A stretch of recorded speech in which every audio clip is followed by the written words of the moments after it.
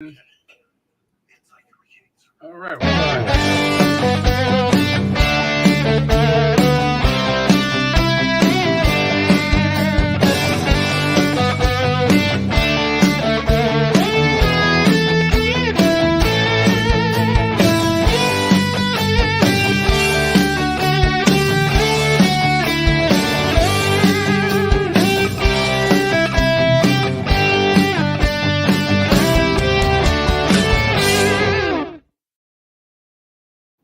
All right. What's up, everybody? We have today Ralph Sarchie.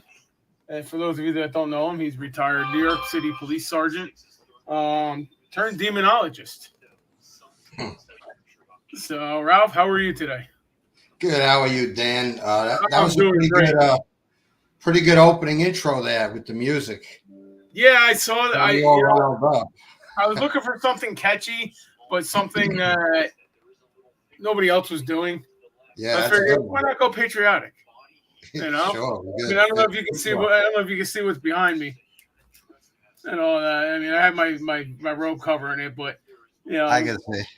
all my pew Yeah, pews are back I there. see what you got in the case there. You know.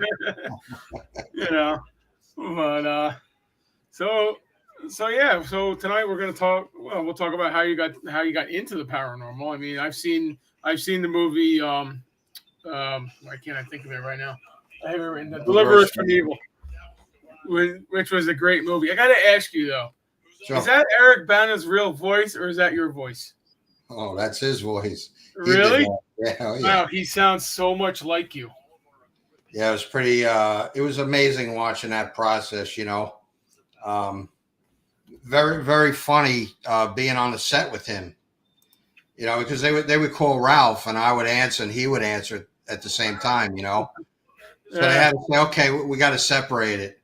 And when we call for Ralph, the character will say Ralph, but when we want the real Ralph, we'll call actual. So I responded to is actual on the set, so it was, yeah, that's the way Nice. they distinguished it. But yeah, did very well. Yeah.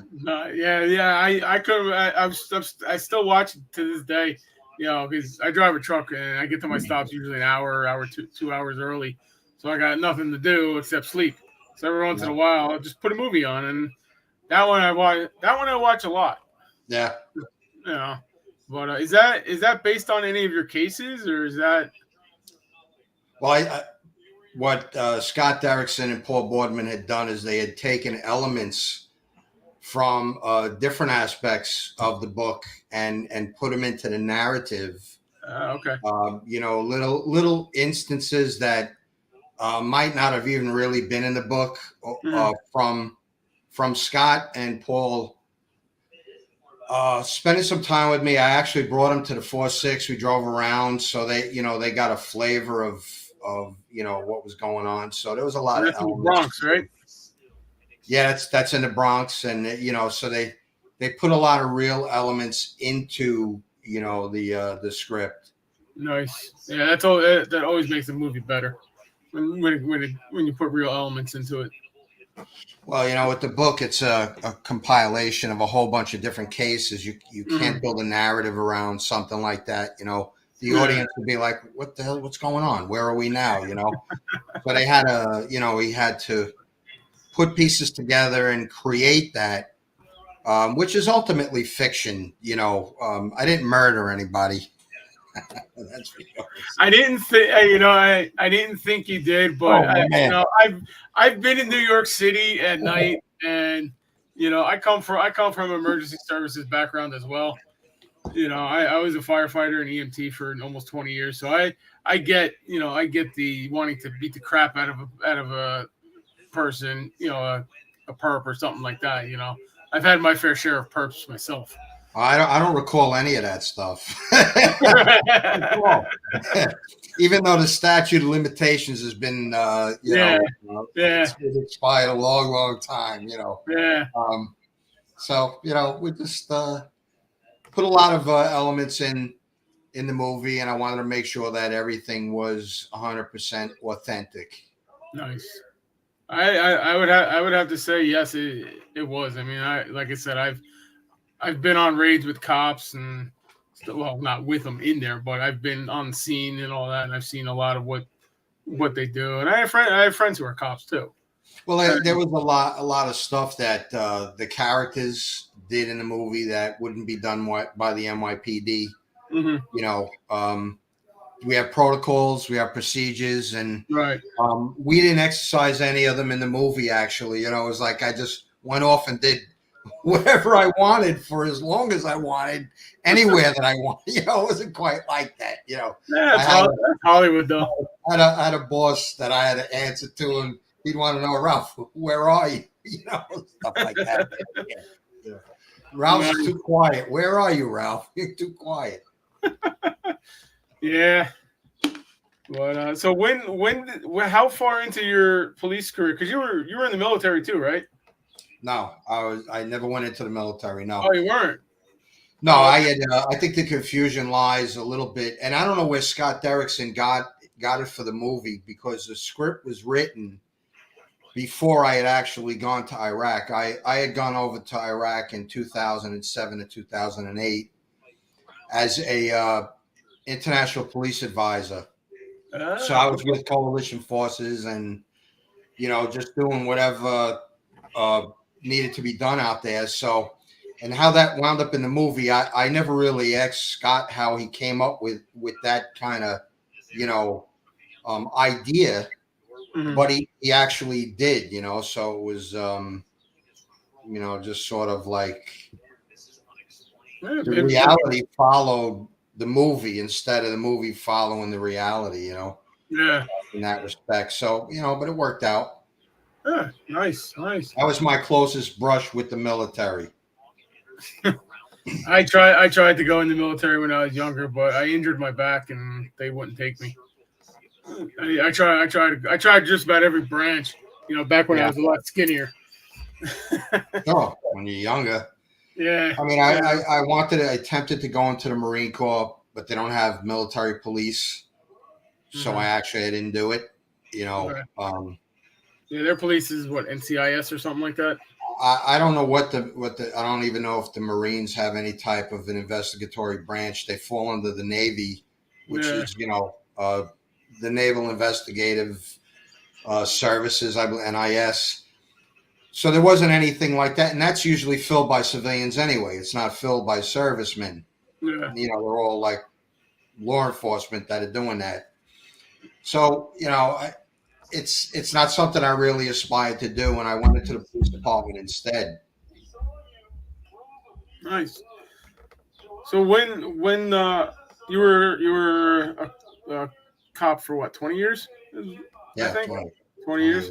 That's a long time. How did you stay sane? Who said I did? That's true. You know. I mean, I've been, like I said, I've been in New York City all days, nights, and it scares the hell out of me. You know, I just see people walking around. You know, I mean, once I got used to it, and you know, I always carried a tire bat with me, so that was always at my door, just in case I had to grab it. But yeah, you know, luckily I've only had one incident where a guy tried to beat me over the head with his load bar after he tried to run me off the Alexander Hamilton Bridge. Oh, that's nice. Yeah. So if it wasn't for somebody sitting in traffic yelling, "Turn around," I would have gotten beaten over the head. Wow. Yeah. But the problem was nobody wanted to take it. And I'm not sure what precinct that was, but NYPD said you on the bridge? Port Authority. Yeah, I was just coming out of the tunnels. Well, it could have been Bridge and Tunnel Authority or the Port Authority. It wasn't the NYPD, or you know. Yeah, so we were trying to figure out. Everybody's saying it's this, and this. I'm like, you know what?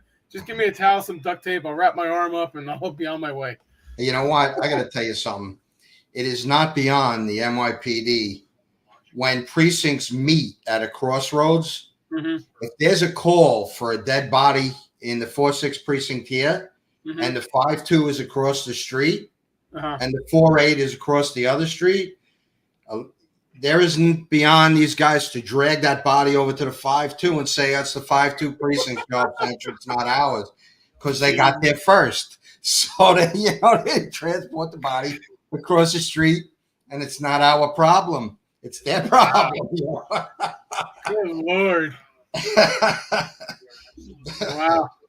I've heard that happening. I never thought it would, but I've heard rumors about it, but I guess it does happen. That's a reality. That does in fact happen. Yes. Wow. So how far into your career did you start hearing the call for paranormal? I mean, in the movie, you start your character starts hearing like different noises and stuff in his head. Did that actually happen for you? No, that doesn't have anything to do with reality. Scott put that in there for entertainment value only. The only time I have any kind of discernment abilities is when I am actively involved in a case. Other than that, I don't even I don't even have a mindset that puts me in that kind of mindset, I should say. I just don't. I don't want to deal with that kind of stuff. I'm very closed down. Right. It's a protective thing. That's how I protect myself. I don't allow anything in. I'm dealing with the stuff that's already there. You know what I mean? So I don't want to allow any more interference and negativity coming in that's going to, knock me off my spiritual path, which happens very, very easy and very often. Mm-hmm. Yeah, so, I know that. That was all Hollywood hype. It really didn't go the way the movie was. I entered the work, but I was a cop. That was my career. Right. They sort of, they were separate, but, sort of my career in the NYPD and being a demonologist, a religious demonologist, would cross paths every now and then, and I would deal with something. And I wrote about most of those things, the interesting things. Yeah, unfortunately, I haven't had a chance to read your book yet. Well, the book goes on the list. More in depth into the cases I dealt with. A lot of the aspects that you've seen in the movie, now you'll actually understand where those came from. If you can multitask like that. Mm-hmm. But I just want to say that Beware the Night and Deliver Us from Evil are the same book. Don't Oh, okay. Just a movie tie-in. I know a lot of people have gone out and bought both books, and I'm like, damn, they're the same book. So I don't want people to make that mistake. It's just buy one or the other. All right, yeah, I'm definitely gonna get it. Find that is. So now you've worked with some of the bigger names in the paranormal field, like Ed and Lorraine Warren and Malaki Martin and all that. And Malaki Martin, did he approach you about the work, or how'd you guys get in? No, actually, it was while I was working with the Warrens. One of their Connecticut investigators, who is he's actually is a priest now. He's with the Fraternity of St. Peter. Mm-hmm. He had called me up and said, "Ralph, we want you to pick up Father Malaki Martin and bring him up to Connecticut." And I'm like, "Hell yeah! If I have to carry him on my back, he'll be, I'll pick him up and I'm bringing him there." So I got his phone number. I called him, and I had offered to meet with him beforehand so he would feel comfortable. He already was okay with it, but I figured it would be, and I wanted to meet him anyway. So I met him. It wasn't at Spark Steakhouse like I wrote about. Mm-hmm. It was his own personal place that he liked to go to. So I didn't identify the location. And I went with two friends of mine, my partner Joe and a state parole officer, a friend of mine, Steve. We met him. It was an unbelievable meeting, and then I did pick him up eventually and brought him up to Connecticut. So I had Father Martin in my car for a total of 3 hours, all to myself, with absolutely no interruptions, and it was nice. What was that like? Sort of the introduction between him and I, and we built a friendship from there. Awesome. What was it like working with him from that point on? Well, I was learning more from Father Martin than anything else. If I had a case that I needed help on, I called him. I also called Bishop McKenna, who I worked with and assisted in exorcisms quite often. So, I had these two great holy men to draw, not only spiritual information from, but, information that I would need in the field and ministry of demonology. So, they pointed me in the right direction because, you're only limited as to how much information you could impart to others. They have to take it upon themselves to go out and learn more on their own. So, as mentors, they were excellent springboards for me to learn because I was learning in the right area. I wasn't wasting my time with something that wasn't going to help me either spiritually or in the work, so, that was a great thing to have those two men to guide me in that direction. Awesome. Yeah, I wish I would have gotten into it a little sooner, where I would have had the opportunity to actually maybe meet Ed and Lorraine Warren or even Father Martin, and learn a few things. I mean, Tony Sparrow does a good job of putting on their videos on YouTube and stuff, and I picked up a few things from them, through their videos, but nothing beats the personal, the personal touch. No, it doesn't, and once again, there was a lot of personal alone time between Ed and I, that I would cherish because, everybody, when we were in a group, everybody was vying for attention, and trying to get their questions and answers in, and, on top of all the goofing off and joking around that we did, because there was a lot of that, if you don't have a sense of humor in this field, you better get the hell out of it, because you're going to get consumed by it. You got to be able to laugh. If you can't laugh, then, I feel very sorry for you. Exactly. It's funny when I revert back to being a firefighter and EMT all the time when I'm investigating, because between walking around in the dark, okay, as firefighters do, they walk around in the dark, searching a room and all that, and then investigating, trying to figure out what's wrong with the patient or what's going on and stuff. But I've gotten, I've gotten more evidence goofing around than I have actually being serious. So, and I think being it's a defense mechanism. Yeah. A lot of times that goofing off could be, you're goofing off over a dead body or something. That's basically your way of defending yourself from dealing with the loss of a life. Remember, in my case, I'm a cop. I cannot have this affect me, emotionally or any other way. That comes later on, if there's actually going to be, I see a known drug dealer with 50 holes in him. I'm not going to lose any sleep over that. I'm going to be honest with you right now. I am not going to shed a tear for that man. Yep. But if I see an innocent child, you got to bottle that up, do your job. And then when you get home, when no one's looking, you could deal with that.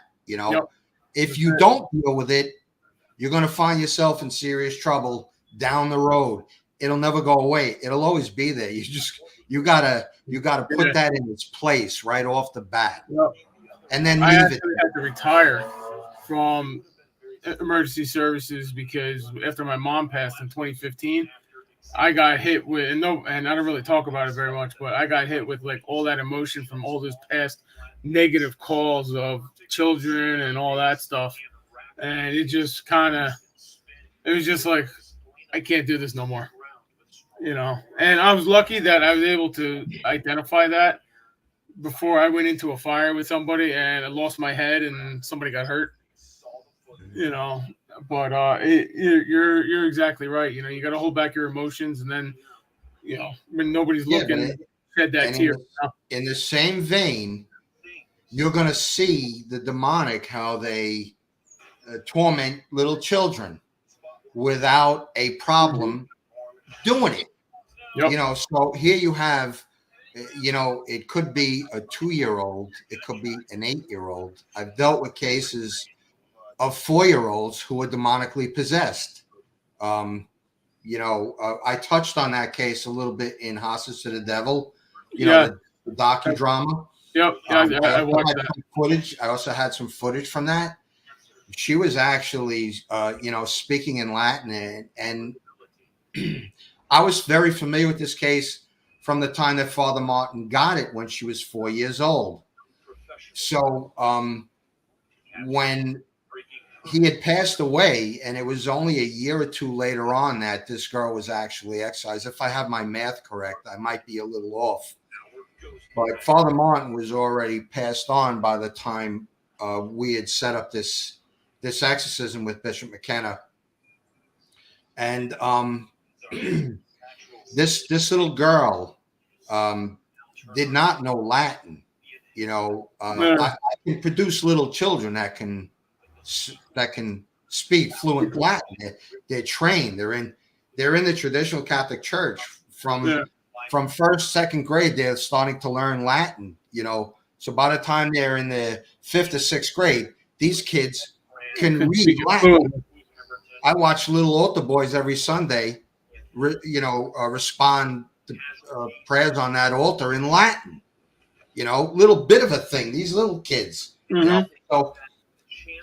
It wasn't really that much of a surprise to me, but knowing that this particular child didn't have that training or that background, and then to hear the other things that didn't really make the docudrama, and I didn't write about this because, I didn't go into great detail. It wasn't my case, so I didn't go into great detail, but the documented, journal that the mother was advised to keep on the things that were coming out of her 4-year-old's mouth. When I read the things that this kid was saying, I was like, this is incredible. It's just, it boggled my mind. These are like once in a lifetime cases. They don't come about all the time, these particular cases, Right. Like Annalise Rochelle cases, this little girl. These cases don't come along that often. Thank God. That case always sticks in my mind every time I go onto a case. Knowing that yes, this can happen, but nobody is untouchable. You look at the original Exorcist case, the little boy. Mm-hmm. He was only 13 years old. So I mean that's a youngster. All right, granted, he was involved in things that he shouldn't have been involved in, due to his aunt, his stupid occult practicing aunt. Mm-hmm. So you can understand how that came about, but no one can explain how Annalise Rochelle ever got possessed. She was a very, very religious a person. She prayed the rosary every day. She went to daily mass. According to what we know and we're told, that should have never been able to happen, but it did. Yeah. So it just gives us pause, that we're all touchable to some degree, And it just shows how much power that the demonic has too. I mean, if it could resist following her into a church.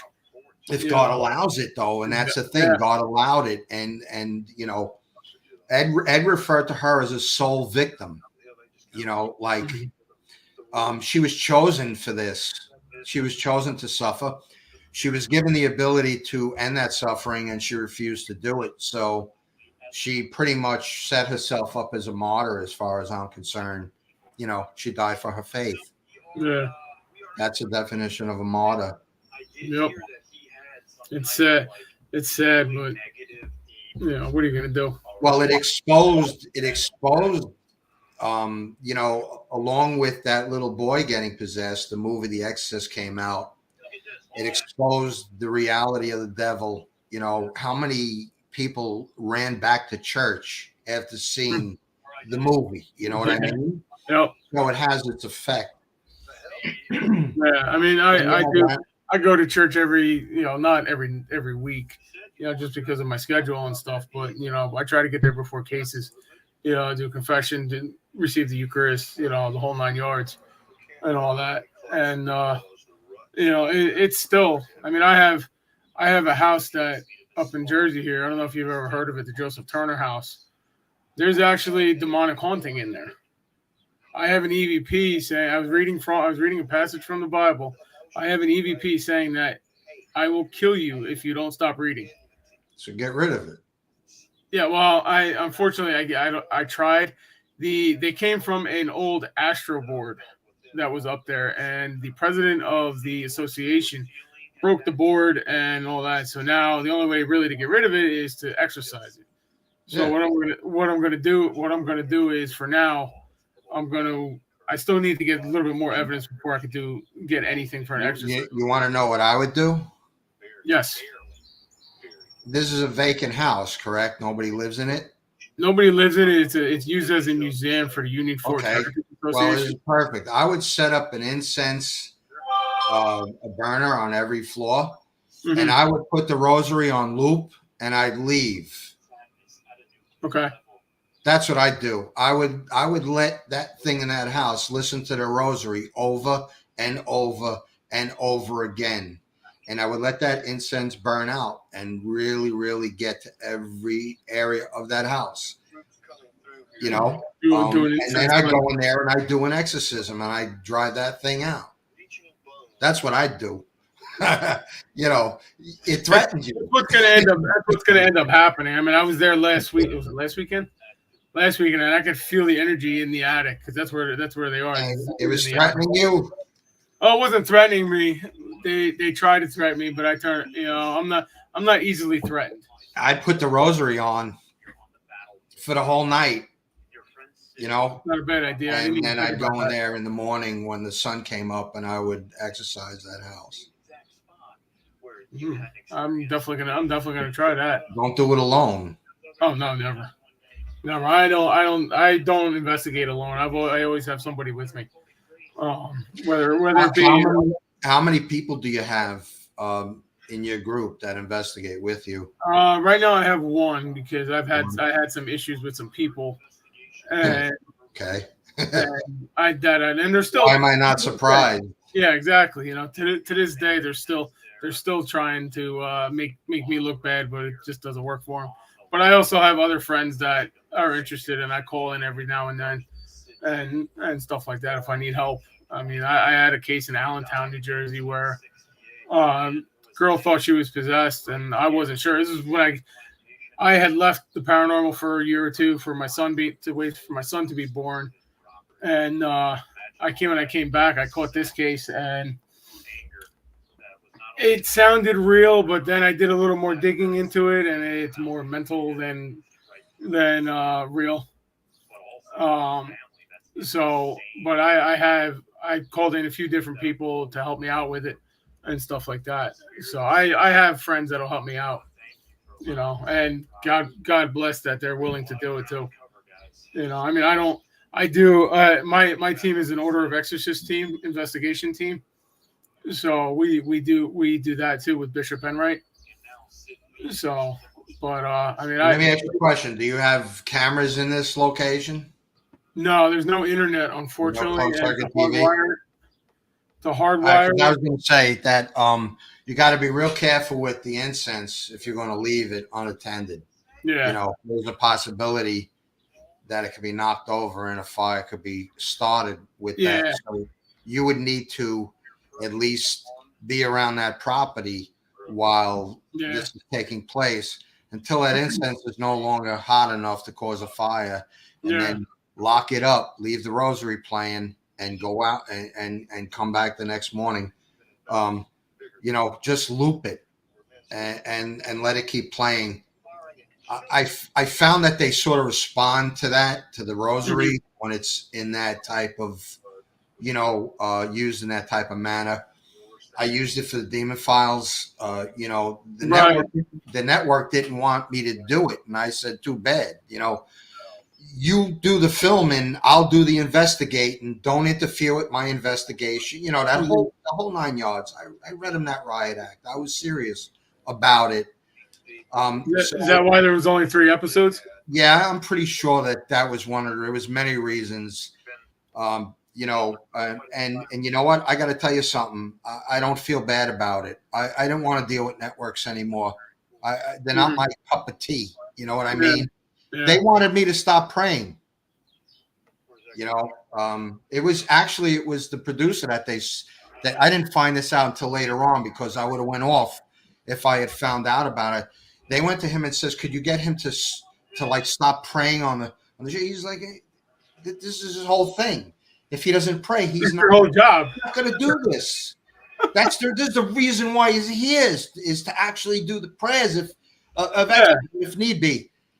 So you know, it was like they're like, "Well, we're gonna mute we're gonna mute the microphones in the room and the rosary's playing." I says, "I don't care what you mute. The rosary is going to be utilized. It's going to be on, and I'm going to do my investigation the way I see fit.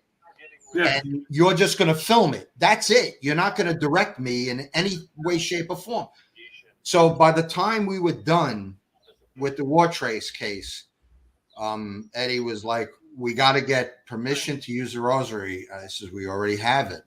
You know, we've got a release from the priest that made the rosary, the CD of this rosary. We already got the release from him before we even, you know, went out investigating. We had everything all ready to go. So good that it worked out that way because we ultimately got that rosary, at least in the War Trace case, you know, we got that rosary in there just to at least show that that's what I did during that type of investigation. I know I don't do religious provocation.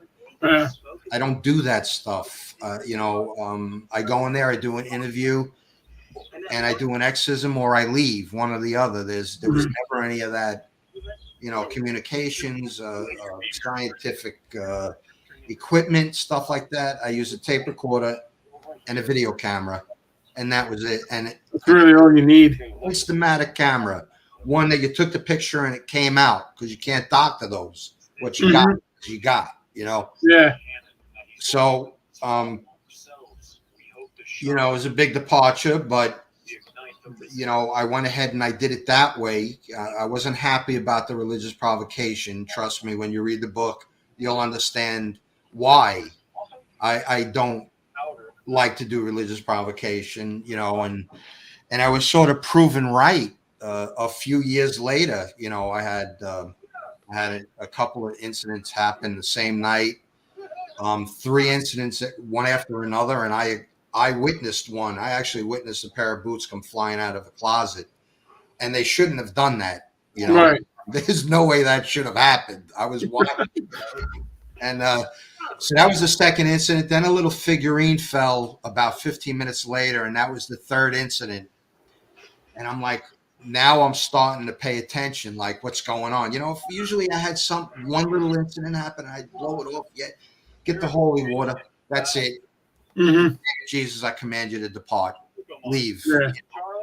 No anger, no issue, no nothing. Just leave. Get out. This was a little different. I'm like, there's something up here, you know. And I sat down and I started to, you know, think about it. And I realized that we were in the month of March, which was the month that I filmed the Demon Files. And 3 cases that I handled where I did religious provocation, and I got 3 responses years later. Now, I wrote about this back in 1998 when I wrote Deliver Us from Evil. I wrote specifically why I do not like to do religious provocation, simply because there is no time frame in the spirit world. Right. So what is to stop them from revealing their identity 5 years, 10 years down the road when I least expect it? Mm-hmm. And I the way I wrote it was that when I'm laying in my bed, nice and warm, dreaming about winning the lottery, and then all of a sudden, phenomenon starts to happen, and I don't know why. Do I have a case coming up? Is it a case I'm dealing with? Is it something I dealt with? What's going on? Is somebody directing this towards me? Yeah. So I realized that, and due to that non-time frame in the spirit world, that, they're revealing themselves to me when they're ready to reveal themselves to me, Yeah. And remember, it was a command. In the name of Jesus Christ, I command you to reveal yourself, or you reveal your identity. Yep. Now, that's a command of Jesus Christ. It doesn't have to happen right then and there, like I said. So, that's one of the reasons why I didn't like doing that. Yeah. I know I'm spiritually in the right position to do those things, but are the people in the home in the right spiritual condition to accept the brunt of my religious provocation? Now, this demon, he's not going to go after me because God's protecting me. He's going to turn his sights on somebody that who's weaker, going to be able to get at, who is not in the spiritual condition to withstand something like that. So these are concerns of mine, that I had to learn over the years. Yeah. Well, doing any provocation, it could come back on anybody. Come back on your investigators, it come back on your client, it could come back on you. I mean, you don't know who it's going to come back on. I learned that the hard way. Unfortunately, I was playing Zach Baggins, and I was young, I was dumb, I thought I was untouchable, and I was in Gettysburg at the orphanage, and we had 2 off-duty police officers with us that had their weapons on them. And I said, I don't know if you know the story about the orphanage or not, but after the battle, they created the orphanage for the kids whose fathers were killed in the battle. And the lady, Rosa Carmichael, that ran it, abused the children all the way up until I think she died. And, I was down in the pit where she kept these kids, and the cops came in, and I said, "Oh, Rosa, you're going to be arrested. The cops are here to arrest you." And I was provoking her. And all of a sudden, I saw this white mist forming around my face, going into me. And at that point, I said, "I got to get out of here." And that's where I lost. That's where I don't remember. I remember the last thing I remember is trying to run out, and that was it. My wife said I threw the door open so hard that I almost broke it off the hinge. Ran upstairs, and I got lost. And I do remember this. I got lost up there trying to get out, like in the smoky fire. You aren't dealing with a human spirit, my friend. No, I definitely do not think so, because I've been in Gettysburg a lot over the years, and I really think that there are many demons wandering around, because I've gotten some growls. I've gotten Satan, all kinds of stuff that could be demonic.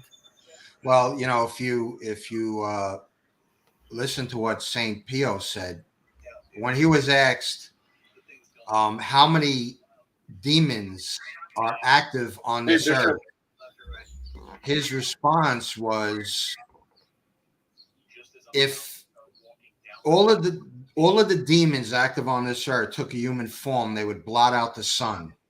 Mm-hmm.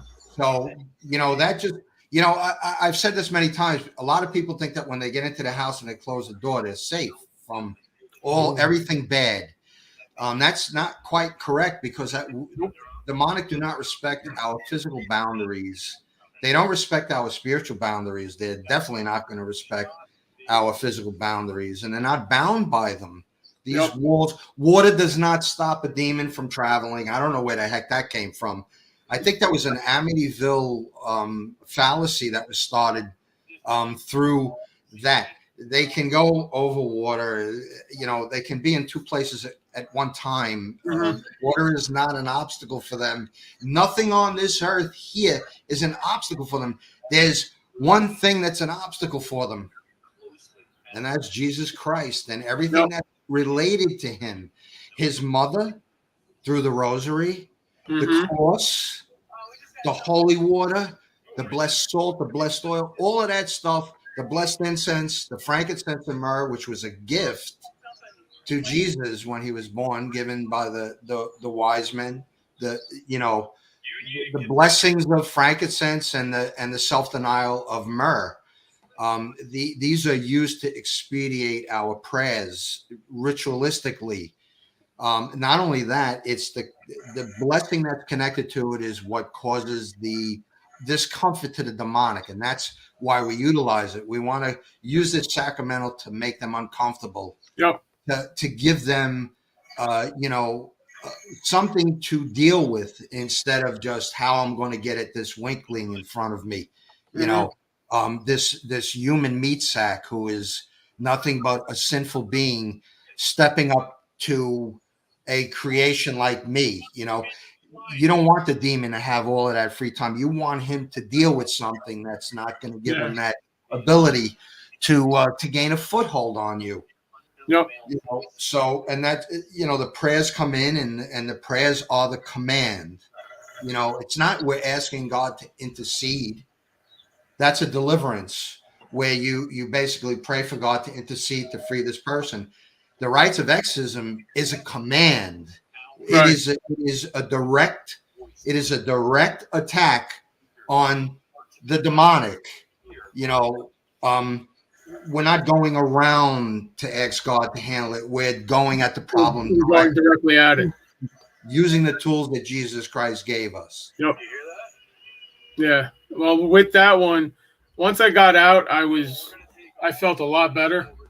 I mean, I was pale. I was pale white after the investigation and all that. And I tell you what, though, I got some great sleep that night. I slept 12 hours. Did you? I slept 12 hours that night. But I did have an attachment after that, though. I was down in Asapink doing some night fishing, and I could see these shadow figures out of the corner of my eyes running around and all that. And I just ignored them, kept fishing, and kept going. And then I did a cleansing, and I was fine. Now you were out fishing when this happened? Yeah. Yeah. When I noticed the shadow figures. Well, how do you know they were demonic? They could have been elementals. You were out in nature, so you have to try to maybe differentiate. But still, elementals are utilized actually, and they're neutral spirits. They're not evil and they're not good. They're nature, they're nature spirits. They don't rationalize actually. But they can be utilized by, people who are adept at manipulating nature, the natural order that God instituted. More like witches and Wiccans who deal more with the environment and nature than, evil per se. But we can talk about the pagan aspect of witchcraft, versus not doing what you're supposed to do. Yeah. As a Catholic or a Christian following Jesus, when you're manipulating the environment, you're working outside of what Jesus wants us to do. So, well, back then, I didn't really do anything demonic or anything like that, and it took me a while. I didn't lose my faith, but I stopped going to church for many years. Once I got into EMS and fire and all that, it was hard. It was hard for me to see, the good that God does, with seeing all the bad stuff, but once I realized, that's what I'm there for, to make sure that these people don't pass away for, something like in a car accident or something like that. He's using me to make sure that they stay alive. And then that's what I realized and said to myself, well, I guess I got to stop being a dumbass and go back to church, Yeah. And now, today I have, I don't leave the house without my cross and my St. Benedict's medal, Well, my scapula disintegrated, and I've been having a heck of a time getting one to the house. I don't know where they're sending it to me from, but it's taking a long time. So, I usually I do notice I don't have my scapula on. It's something I notice, but it's not for lack of wanting to. My intent, if I had it, I'd have it on my neck. But But I don't, I don't use these as, talismans or good luck charms. You actually have to have a belief in Oh yeah. the medals are a I reminder. bless both.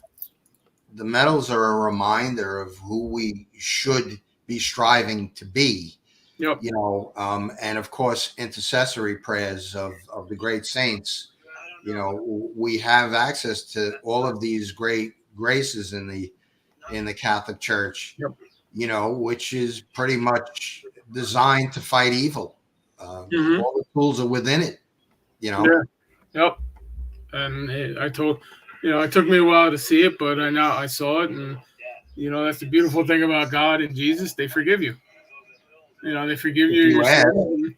If you ask for it, yeah. Oh yeah, like I said, I was a dumbass. I was young. I was dumb. Now that I have a kid and a family, I have to make sure they're protected. So everybody was young and dumb at some time. I heard a rabbi once say, we spend our elder years trying to undo the follies of our youth. And of course, being retired and having a lot of free time, I get a chance to think a lot about the past. In order to survive in this world and do what God wants us to do, we should be constantly taking inventory of ourselves and identify the weak spots. I mean, God, I know what they are, but I'm powerless to do anything about them. On my own. I have to wait until God is ready to give me that grace to answer that prayer. It's actually what he wants. He wants the perseverance. That's what he wants. He wants that continual striving. And even if you die before you've even reached that, that area where you were able to change a sinful behavior, even if you die while you're striving, he's not going to hold it against you. He knows you tried. That's what he wants. He wants the trying. He knows how weak we are. And if he doesn't give us that extra help, we're not going to succeed. Yep. And a lot of times he doesn't give us that extra help. He wants us where we are. I know. I have an issue with that. Yeah. I have an issue with my family, my dad's side, and I'm basically estranged from them because of what they did. My brother put my father in a nursing home without asking me, and I'm the second in power of attorney and all that, so he should have asked me about it. And then my aunts and all that got involved, and it just became a huge cluster. And then later on down the road, we found out that either my brother or my aunts tried to take my son away from us. Oh wow. I didn't put two and two together the first time CPS showed up, but the second time, it was the same claim except for the dogs, because we didn't have the dogs the second time. So the person we thought it was couldn't have known that we we got rid of the one dog and the other dog we had to put down. So stay away from people like that, man. Yeah. So I went through a confession on it, and and I did what I had to do, and I just stay away from it, as much as I can. Unfortunately, well, God tells us we have to forgive, but he doesn't tell us that we have to be dumbasses and keep these bad people in our lives. Yep. Forgive them for what they did. Yep. Then move on, and stay away from them. It's just the way it is. You stay away from people that are gonna, create situations in your life that are not spiritually or physically or emotionally healthy for you. So you get rid of them. Yep. And that's why a lot of people make a mistake. There's no divorce in the Catholic Church. Baloney. There's no remarrying after the divorce. But there's no divorcing is not the sin. It's when you remarry or have a romantic relation with somebody after your wife in that divorce. So that's a fallacy. A lot of people think that once I get divorced, that's it. Well, growing up, I was always taught. My parents fought. My father worked nights all the time, and my mother worked days, and stuff like that. So when they were home, they fought, but there were times where they were split up for a few times, but they never divorced. But I specifically remember hearing my mother tell me, always try to fight for your relationship for anything. I Don't agree. don't just give up. And I've lived by that. I've had some fights with my wife. We all do. We're human.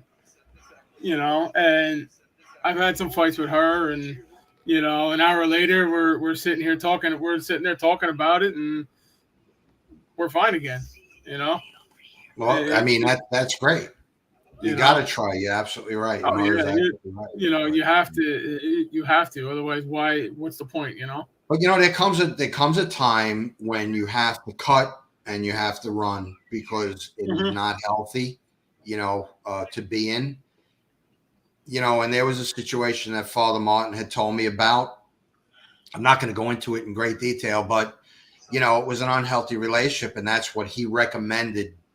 You know, and of course, once that takes place, you are no longer to remarry until your ex-spouse expires. Once they Hmm. die, I had even when I retired, I had attempted to go into uh, the Pius V seminary, or I had asked the bishop if it was feasible for me to go into the seminary, and he said, "You're divorced. You cannot, you cannot enter religious life, not as a priest, not as a brother, until your ex-spouse, uh, you know, um, uh, predeceases you." So, I told the nuns, "Just give me 2 weeks and I'll take care of that." We laughed. It was a joke. Those nuns are great, man. I love those nuns, you know. Um, but it wasn't to be, and Yeah. that was fine. That is not where God wants me, and I'm pretty sure about that. Hmm. Listen, I'm not really that tame. Yeah, I have no compunction about going out there and rolling around at a stoplight with some idiot. I Hmm. don't think that would go over too well if I have a cassock on and I'm, beating some knucklehead. Yeah. Yeah. You going to show up at mass Sunday? Well, I Throw belong him in in the the pew. church. I belong in the pew. That's where I belong. Yeah. I don't. Yeah. I don't belong on any altars or anything like that. So, Yeah, and I um, tell everybody that too. That I think this is where God wants me, helping people. I was an EMT. I was a firefighter. That was the job, to help those who needed the help, and I think this is where I'm supposed to be. You know. well, we have statuses in life, and God puts us in them, and we are supposed to govern our lives according to the rules that He has set up to govern that status. Hmm. And believe me, I'll refer back to Saint Pio.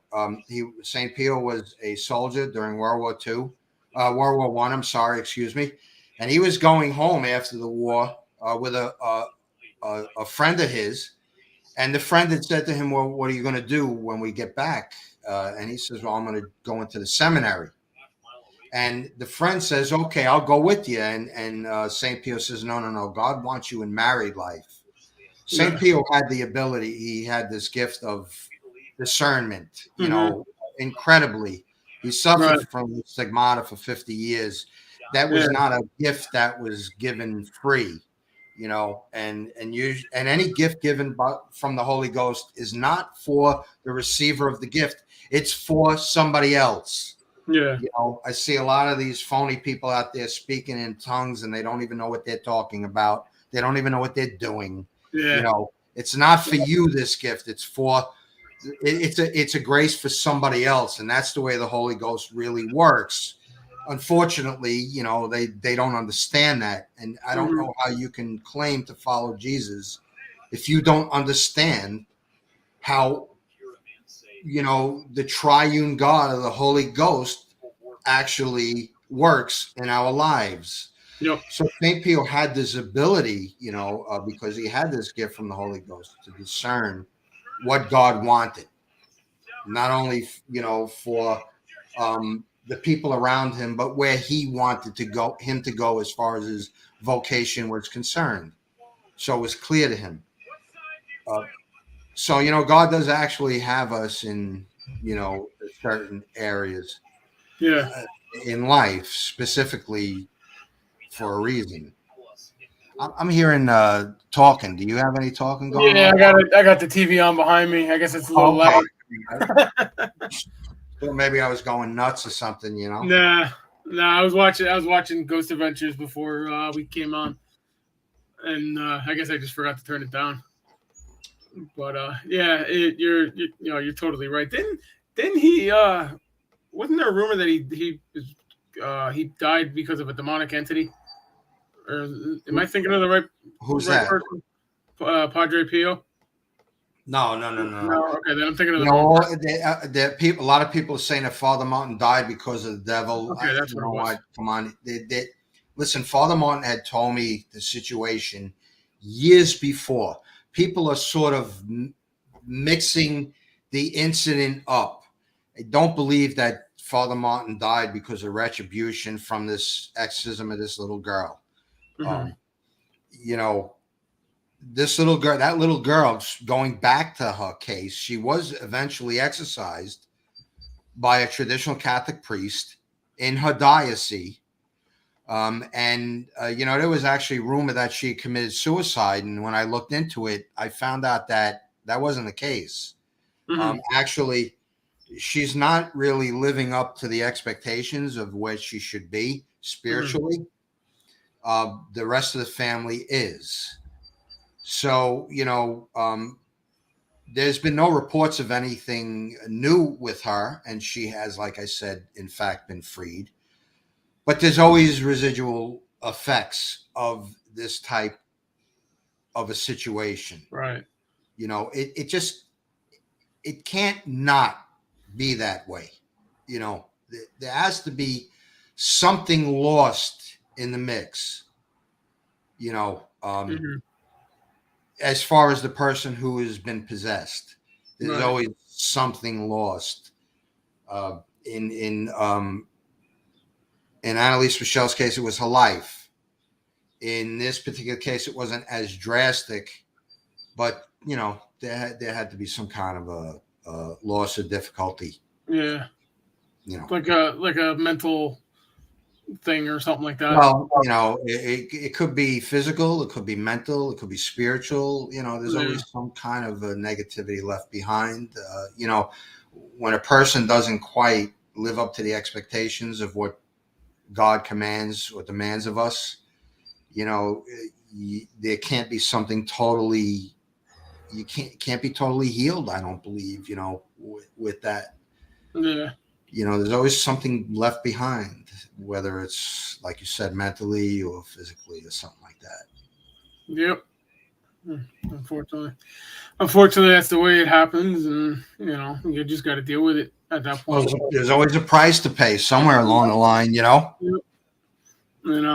But looks like we're at almost an hour. We can keep going if you want, but I'm sure with the holiday and all that, I forgot to thank you for joining me for the holiday. I completely forgot about the holiday. You know what? It's a regular day to me. I don't really celebrate too much. Christmas, Easter, Thanksgiving. And that's pretty much it. Halloween, I do not celebrate. You won't see any of those. I'd let my daughters do that when they grew up because I wanted them to experience. But I didn't allow them to dress up like demons and devils and goblins and ghosts. They dressed up like princesses and cops and firemen and all that good stuff. But there was no devils running around. This year we're dressing my son up as Cousin Eddie because his name is Edison from Christmas Vacation. So I said to my wife, I said, "We'll dress him up as Cousin Eddie. Me and her will be Chevy Chase and I forget her name, his wife's name in the movie, and then we'll take the dog. We'll take my in-laws' dog as the dog that was in the movie as Snots." Oh man! For Halloween, we can't celebrate Christmas without watching that movie. That's always been a tradition in my family.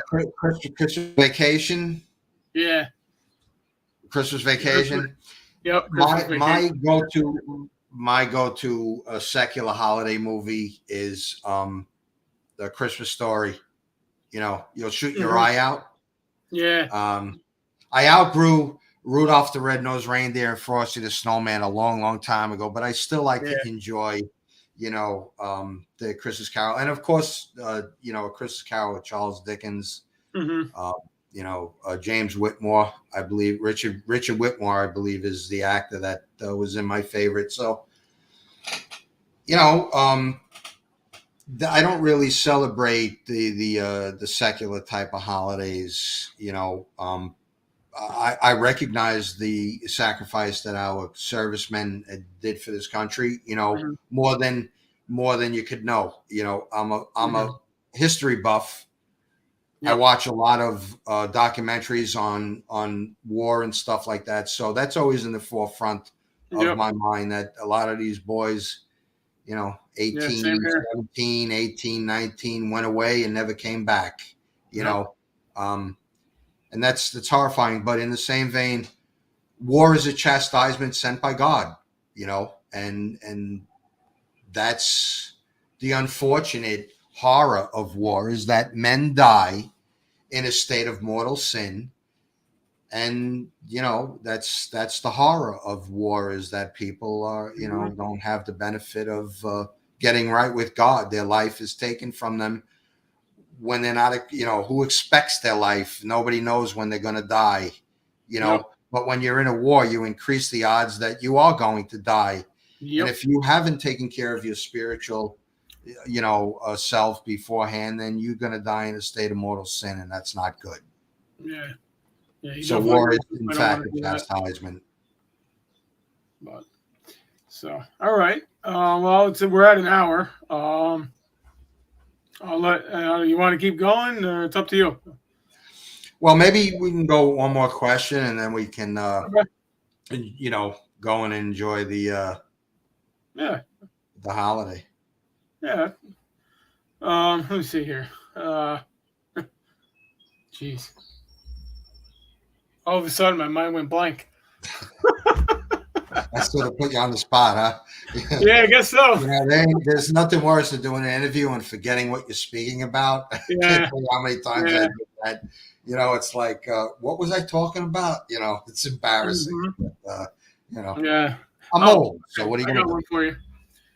Have you noticed when you get a call for a case, if you're still doing cases, you get a call and you accept the case and you set a date and all that, do you notice people stop answering their phones? Well, I don't quite know what you mean. I have this one case. Oh, I put it away. I have this one case. It's in Hazleton, PA. Apparently, it's the lady who called me. Her sister is being attacked. Okay, her sister is diagnosed with mental retardation, but her sister is being attacked, and her significant other, as she put it, is going under like oppression and like being very oppressed. So I've been trying to get a hold of this lady for a week, and she's ducking my calls. Then stop calling her.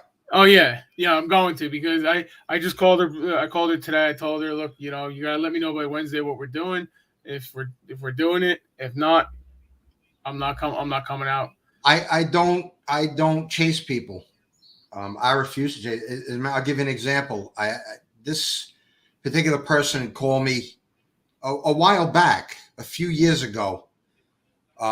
We spoke.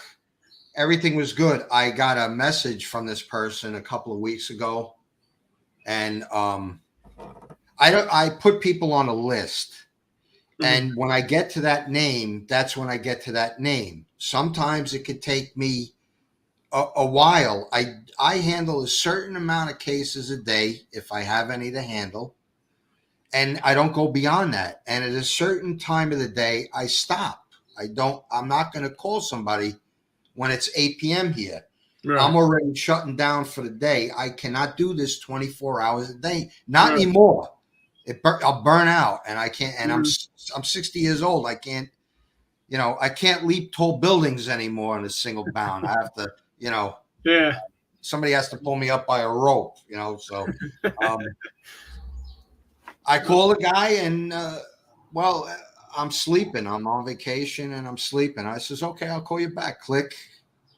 Well, I hope you get a good rest because I'm not going to call you back.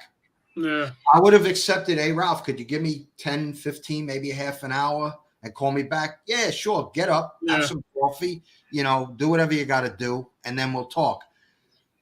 But I'm not going to, that's just the way I am. If you're not as worried about your situation, then why the heck am I going to be?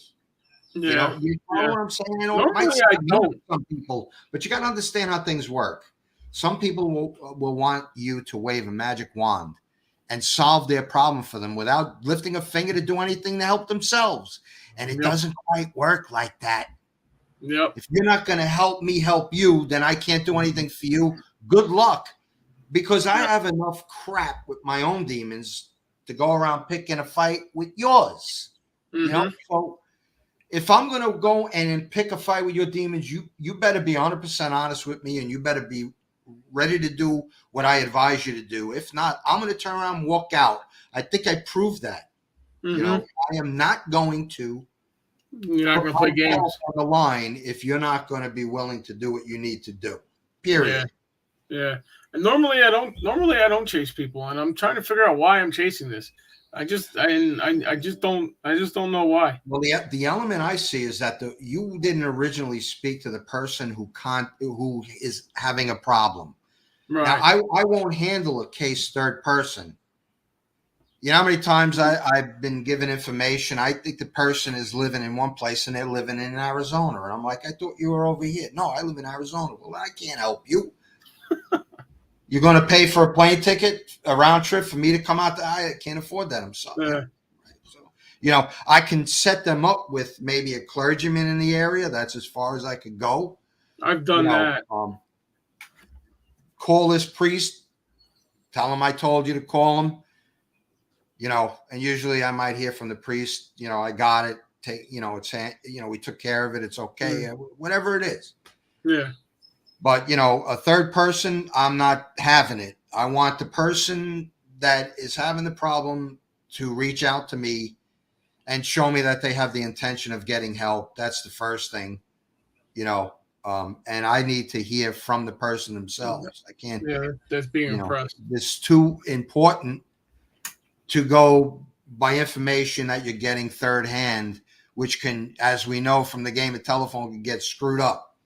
And from them to you, there's different, like I said, now they're in Arizona, that's how screwed up that one was. Yeah. But this lady has a problem with you said with mental retardation, but you also mentioned the spouse. So how is that working? Does she have high functioning retardation? Does she have a form of autism? What is the specific mental illness diagnosis, and who told her she was mentally ill? Did the sister make this up, or did she go to a doctor? No, she went to a doctor. She's actually has cerebral palsy with mild retardation. Mild. So she's not retarded. Yeah. She can reach out to you herself and tell you what the situation is. And that's what I would recommend, is to speak directly to her and cut out the sister. She could be a complete lunatic. You don't know. Yeah, I'm thinking that's what this is. So I at this point, I think I'm just going to let it go. If it happens, it happens. If it doesn't, it doesn't. I mean, that woman might not even know she reached out to you. She could have done it behind her back. She doesn't even know. That's true. I had people say, Rob, I want you to talk to my kid. Why? Because they want a Ouija boards and all this stuff. So, I'm like, okay. So I get on the phone and they don't even know who I am and what the conversation's about. Yeah. I'm like, put your mother on or put your father on. You didn't even tell the kid why I'm talking to them. I says, how do you do that? You're the parent. Tell him no Ouija board. That's it. You catch him with one, he gets grounded for life. Yep. That's it. But that's what I told my wife when my son gets older. He does anything with a Ouija board. It's not going to be pretty. He's going to be grounded for life, and he's going to have Well, I'm gonna say it, but he's gonna have my hand across his butt. Yeah, my daughters received the Harry Potter series for Christmas one year, and they immediately went in the garbage. Mm-hmm. And my oldest daughter is still mad at me for that, but I told her, okay, be mad at me. I don't care, but you should know better. Knowing who your father is, you should know better than that, and that's just the way it is. She probably figures that, the books and all that stuff. Yeah, but I don't want that in my house. Yeah. You don't understand. This is a Catholic house. I don't tolerate that kind of stuff in my house. I actually took all my occult books that I had and I threw most of them away. Mm-hmm. In this day and age of the internet, I don't need books. I could go right online and get the information if I need a research project. There's just a handful of books that I kept. Yeah. So, but I don't even want those things in my house. And they're on the bottom of the bookcase. I won't even put them up top. That's where the occult crap goes on the bottom. Yeah. Where it belongs. Yeah. So, people playing around with these occult objects isn't going to do nothing but bring you vexation. Yeah, I had a friend who had a friend that was living with an occultist, and I told her, I said, get the hell out, just get out. Yeah. And oddly enough, the house ended up burning down after they moved out. Yeah, but you move out, you don't know what this person is gonna, try to mess around with, Yeah, well, that's what I told her. I said, keep an eye out. Worst case, we got to come out, bring you to a church, do a cleansing, and we'll take it from there. But. Well, I think that one of the most effective ways to battle anybody messing around occult wise or spiritual wise is that whenever something befalls you of a negative nature, is offer it to God for the conversion of sinners. Mm-hmm. And in that way, whatever suffering you might actually do is turn into something good, and God could use as a grace, which in turn affects those people that sent it in a negative manner. Yep. A lot of them don't realize that,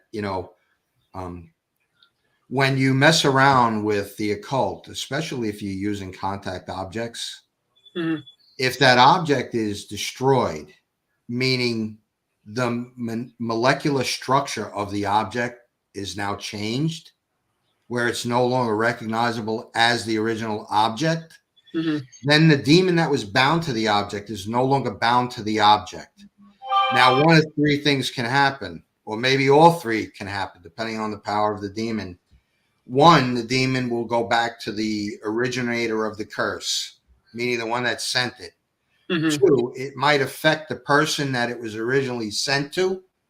Or three, it might affect the person that destroyed the object negatively.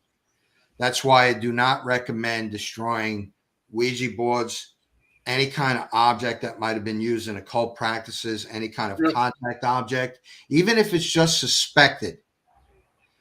You negate it using one of the sacramentals, holy water, blessed oil. I use both. I originally used holy water because it's non-contact. Then I'll actually use the holy oil, which is a contact. I have to use contact. And then that object is either going to be put into a large body of water or it's going to be buried on consecrated ground. Now, before anybody goes to the Catholic cemetery or the Catholic church and starts burying contact objects, don't do that. I don't want to get a phone call from the police saying that you told them to do this in the middle of the night. So do not go to the cemetery, or the Catholic cemetery, and bury the objects. Yeah, you're gonna. That's how I got. Yeah, that's how I got that. They're going to think you're crazy and put you in a mental institution. Yep. Throw them in a large lake or an ocean or something. That's how you get rid of these objects. Yeah. Or you could send them to John Zaffis and he'll put them in his museum. I was just going to say, I have 2 mirrors downstairs that are outside by my toolbox. That I was going to drive them up to John, and then gas prices went to $5 a gallon. So I don't know. Cody Despians and Satori Hawes? with their museum. They have like a traveling museum, and they're going to be down in Jersey for the Power Unity Expo in July. So I reached out to them. I said, "Hey, listen, I got a couple mirrors. If you're interested, you can have them."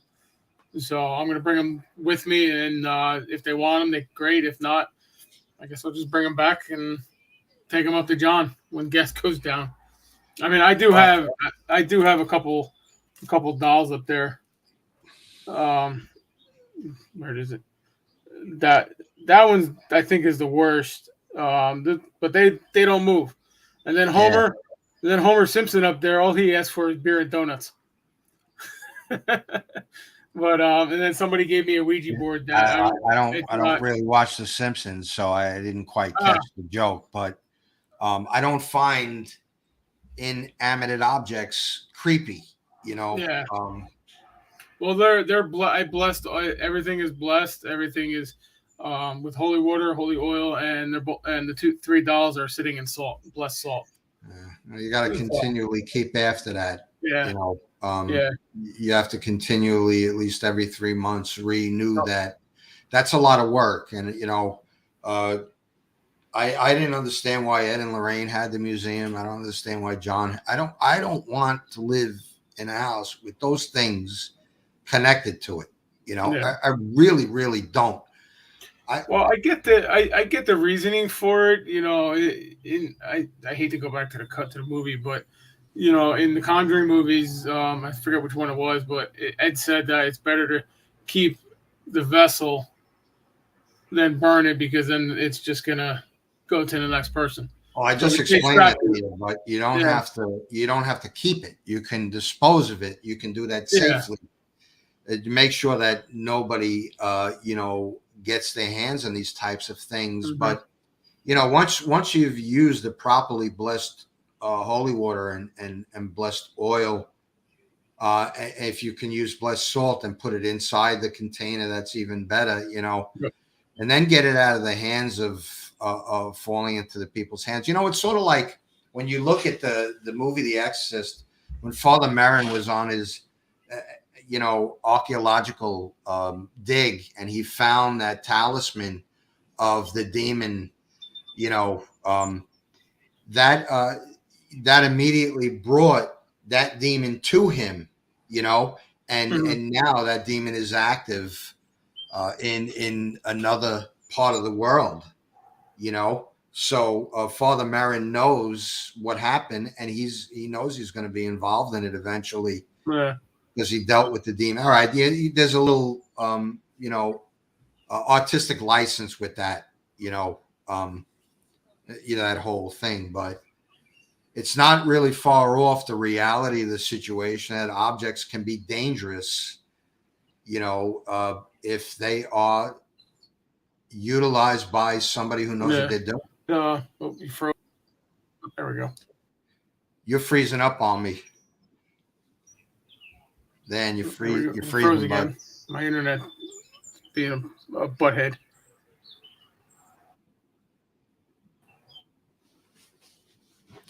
Maybe those dolls don't like you talking about them, Dan.